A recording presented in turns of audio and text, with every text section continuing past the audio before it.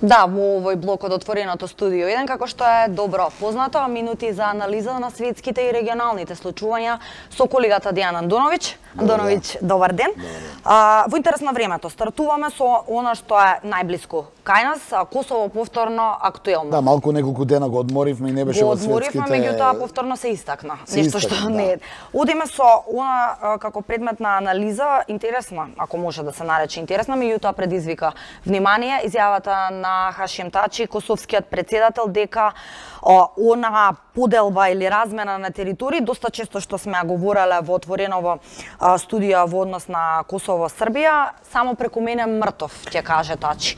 Од друга страна, преговарачот и косовскиот вице-премиер пак Хоџеј изразува загриженост дека досега им биле односите со Америка на најниско ниво. Овие изјави на Тачи малце ја би рекол и вознемируваат и збунуваат јавноста. Имено јасно е дека Хашим Тачи беше заговорник заедно со Александар Вучиќ на варијантата размена на територии, односно ќе потсетам Прешево, Медвеđа и Бојановац од Србија да се пресели во косовска територија, додека српските општини од Косово со Косовска Митровица додат во Србија. Но она што е интересно е што сега Тачи вели да, ние ќе ги земеме Прешево, Медвеđа и Бојановац, но во Косово, но не сме подготвени да даеме отстапки од косовска територија, што на некој начин според оваа изјава можеме да оцениме дека се работи за некоја територијална претензија дури и кон Србија. Доста србите тврдат дека Косово им е отцепено на сила пред 20 години, па сега Тачи оди до натаму.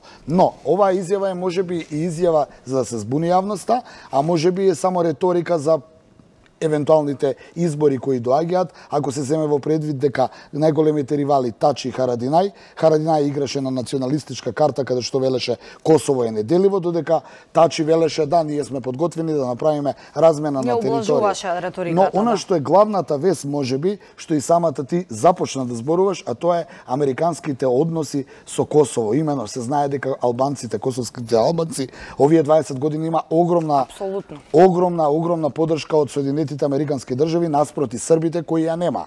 Сега се чини дека се менуваат работите, поттаму и овие изјави дополнително не збунуваат. Но фактичка ли е, навистина ли е таква состојбата за разнишани односи меѓу Косово и Америка? Мораме да процениме, јавноста ќе процени дали се работи за некаква реторика популистичка или вистина се разнишани, бидејќи она што е ново и најново, што можеби мене лично ме става во прашалник, е најавата и заканата на Соединетите Американски држави кон косовските албанци, а се поради оние фамозни такси на српските производи. Вашингтон утринава излези се закани кон косовските албанци и им рече дека доколку не ги повлечат тие такси веднаш, на што они или не се подготвени, ќе ја затворат американската воена база Бонстил. Нешто што геостратешки нема логика, но од друга страна јас верувам у таква официјална изјава. Се вели од Вашингтон, доколку не ги укинете, ќе ја затвориме Бонстил. Се чини дека полека како албанците да ја губат поддршката, а србите како да ја добиваат, бидејќи не случајно неколку пати Стејт департментот изрази за разочараност од некооперативноста на албанците и кооперативноста на србите, се со цел да се затвори веќе тој косовски проблем кој повеќе од 20 години сакал некој да признае или не, освен регионот го ремети целиот свет, ја ремети и целата геостратегија. Ние гледаме дека Соединетите Американски држави денеска се фокусираат, особено нели републиканците и Трамп кои се на власт, секогаш одат на Латинска Америка, на Блискиот Исток, а додека демократите некако тежиштето им е Балканот. Сега се републиканците на власт, Трамп како да не го интересира Косово, тој јасно им даде порака на лидерите во Белград и во Приштина: правете што ќе правете, разменувајте територии, само побрзо да го затвориме косовското прашање, бидејќи американската армија и американската администрација очигледно има некои поважни работи. Само сакам да додадам дека одреден дел од српските медиуми и политичари веќе изјавија стравување дека не се работи за затварање на Бонстил, туку Бонстил би бил затворен, а некоја нова американска воена база можеби би била изградена во северниот дел на Косово, каде што живеат србите, а се со цел да се блокира евентуално руско мешање во тој дел од Косово. Да, уште една тема од светот која што е актуелна неколку недели наназад, е Венецуела. Советот за безбедност при Обединетите нации ги отфрли и резолуциите на Русија и на Америка, ако се знае дека двете држави таму поддржуваат две различни страни, односно... И диаметрално различни беа предлог резолуциите. Да, секако. А во истовремено, да, ќе образложиш и за овие нацрт резолуции на двете држави. И уште едно прашање кое што на некој начин се нафрлува во јавноста е бегството на околу 500 војници, што не е мала бројка, од Венецуела во Колумбија по стравот дека нема да биде дозволена хуманитарната помош. Вака, јас морам лично да ти кажам дека на армија од 200-300 илјади војници, као што е венецуелската армија и која со целосна онаа мобилизација се би имала до 1.500.000 војници не се ништо. Тоа се луѓе кои избегале, тоа се регрути. Мене ме интересира податокот дали избегале можеби тие од елитната републиканска така наречена гарда на Венецуела или на Мадуро. Факт е дека има дезертерство, факт е дека луѓето се таму исплашени, ги гледаат пораките од западот. 500 луѓе не е мала бројка. За толкава армија не е. Ако се земе предвид дека тие луѓе биле под команда на Мадуро. Па биле под команда, но мораме да знаеме какви се тие. Поради тоа мене нешто друго ми влече тука во Венецуела, тоа е како Хуан Гуидо кој се наоѓа во Колумбија, ќе се врати во Венецуела за да продолжи нели со тој внатрешен отпор против актуелниот режим на Мадуро. Значи Гуидо е во Колумбија, доколку Гуидо се врати во Венецуела, денеска излезе информација дека тој ќе биде уапсен, нели? Бидејќи не смел да напушти Венецуела, а тој ја напуштил за да се сретне со Помпео и Пенс во Богота во Колумбија.